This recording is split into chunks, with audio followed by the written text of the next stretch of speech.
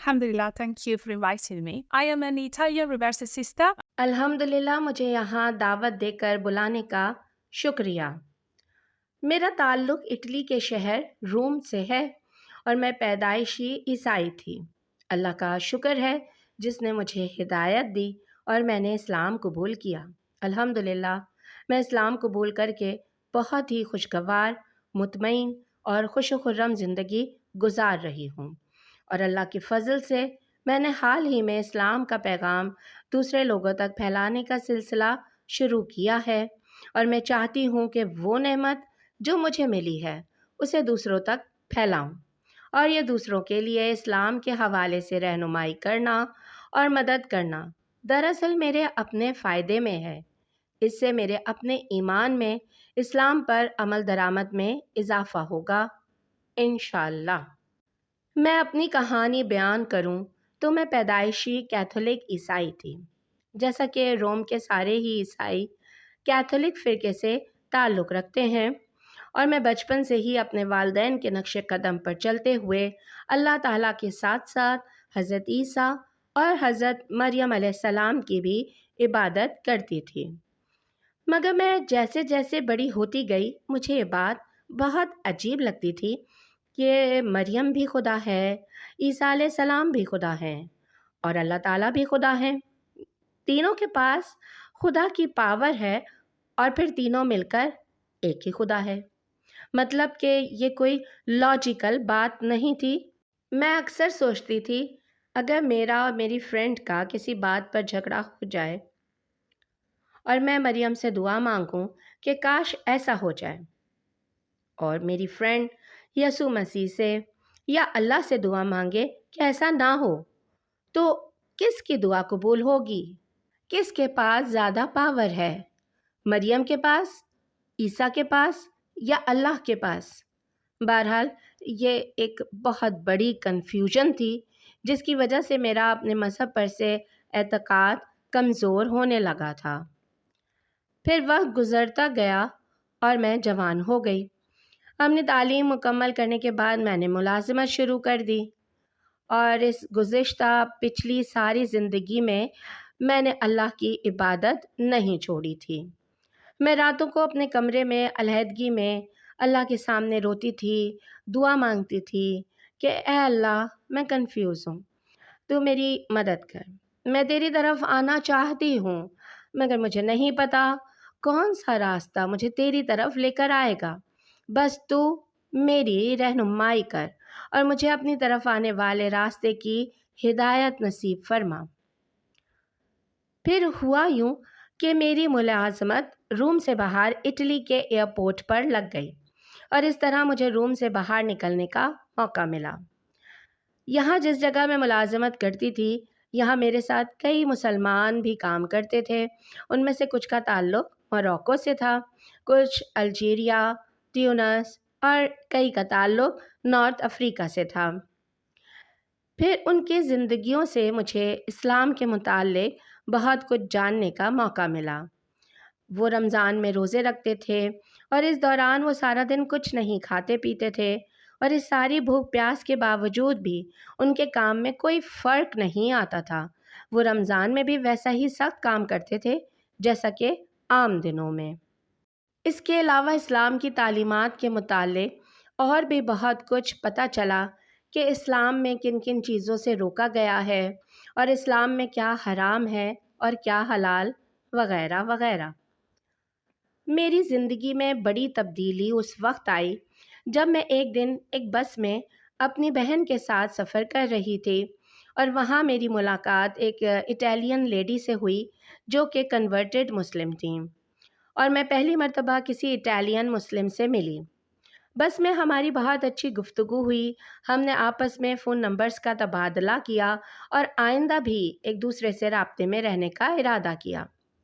پھر ایک دن ان خاتون کا مجھے فون آیا، اور انہوں نے مجھے اپنے گھر کافی پر بلایا۔ وہ مجھے بہت اچھے سے ملیں۔ انہوں نے مجھے روم کا روایتی لباس جلابہ تحفے میں دیا۔ میں ان کی مہمان نوازی سے حیران بھی تھی اور بہت خوش بھی تھی۔ مجھے ان خاتون کا اخلاق بہت پسند آیا تھا۔ پھر ایک دن میں نے اپنے ساتھ کام کرنے والی ٹیونس کی ایک خاتون سے پوچھا کہ میں روزہ رکھنا چاہتی ہوں، تو کیا آپ مجھے گائیڈ کریں گی؟ مجھے اس کے لیے کیا کرنا ہوگا؟ اس طرح میں نے اپنی زندگی کا پہلا روزہ رکھا، اگرچہ میں اس وقت تک عیسائی ہی تھی، اور پھر میں نے اس سال رمضان میں کئی روزے رکھے۔ پھر ایک دن میرے دل میں خیال پیدا ہوا کہ کیا اس طرح روزے رکھنے سے مجھے اجر و ثواب ملے گا، جبکہ میں اللہ کی عبادت نہیں کر رہی اور نماز ہی نہیں پڑھ رہی؟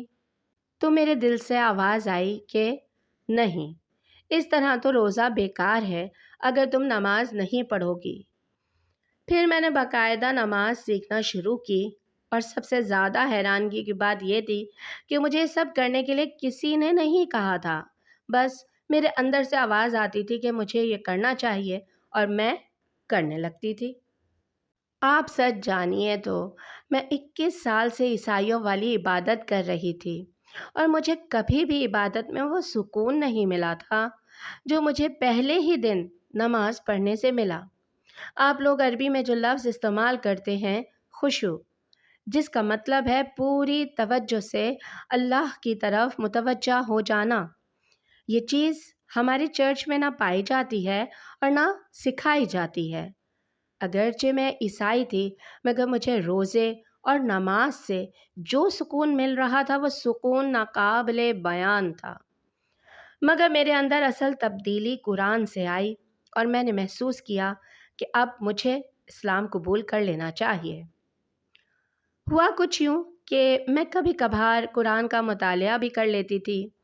میں کوئی ریگولر قرآن کی اسٹوڈنٹ نہیں تھی، مگر جب کبھی بھی موقع ملتا اور موڈ ہوتا، میں قرآن کا انگلش ترجمہ پڑھتی رہتی تھی۔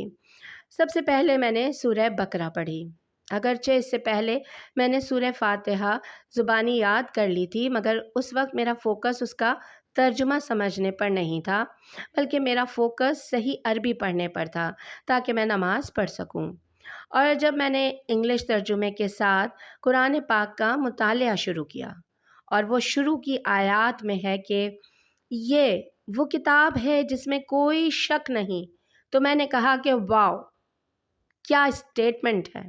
یعنی شروع میں ہی اللہ تبارک و تعالیٰ آپ کو گارنٹی دے رہے ہیں کہ آپ جو پڑھنے جا رہے ہو وہ 100% بالکل سچ ہے۔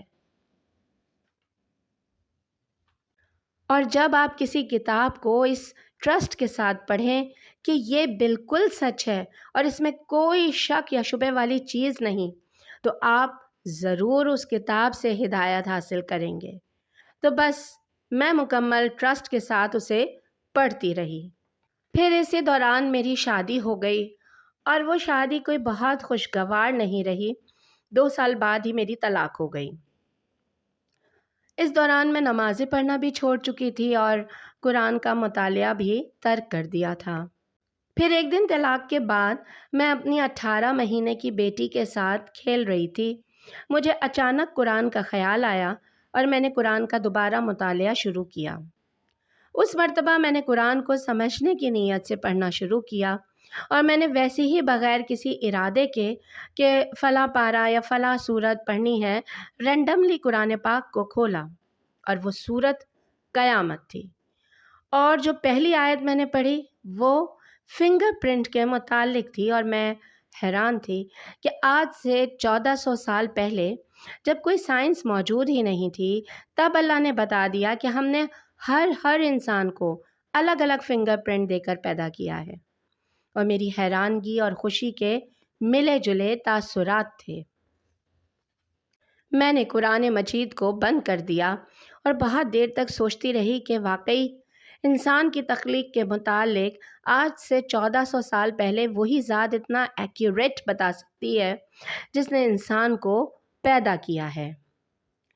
پھر میں نے قرآن کو دوبارہ کھولا، اور اچانک میرے سامنے وہ آیت تھی جس میں اللہ تبارک و تعالیٰ کہہ رہے تھے، اگر 2 خدا ہوتے تو کہیں نہ کہیں تو آپس میں اختلاف ہوتا اور جھگڑا ہوتا، مگر کائنات کا نظام اتنا اسموتھلی چل رہا ہے، تو اس کا مطلب ہے کہ ایک ہی ذات اس نظام کو چلا رہی ہے۔ اور میں حیران تھی، یہی تو وہ بات تھی جو میں بچپن سے سوچتی تھی۔ اگر عیسیٰ، مریم اور اللہ تعالیٰ تینوں خدا ہیں تو پھر دعاؤں کی قبولیت میں کون طاقتور ہے؟ اور الحمدللہ آج مجھے اپنے سوال کا جواب مل گیا تھا۔ اس دن میں نے فیصلہ کیا کہ اب جب مجھے ہدایت کا رستہ مل گیا ہے جو مجھے اللہ کی طرف لے کر جا سکتا ہے، اور وہ سچا رستہ اسلام ہی ہے، اس لیے مجھے فوراً اسلام قبول کر لینا چاہیے۔ اگلے دن میں اپنے گھر کے قریب ایک ٹرکی ڈریسرز کی شاپ پر گئی اور اپنے لیے اسکارف خریدا اور گھر آ کر کلمہ شہادت پڑھ کر اسلام قبول کر لیا۔ سچ پوچھیں تو کلمہ شہادت کے الفاظ میں جادو ہے۔ یہ کلمات پڑھ کر ایک غیر مسلم اپنے اندر کیا تبدیلی محسوس کرتا ہے وہ الفاظ میں بیان نہیں کی جا سکتی۔ الحمدللہ میں پچھلے 15 سال سے مسلمان ہوں اور بہت ہی خوشگوار اور خوش و خرم زندگی گزار رہی ہوں۔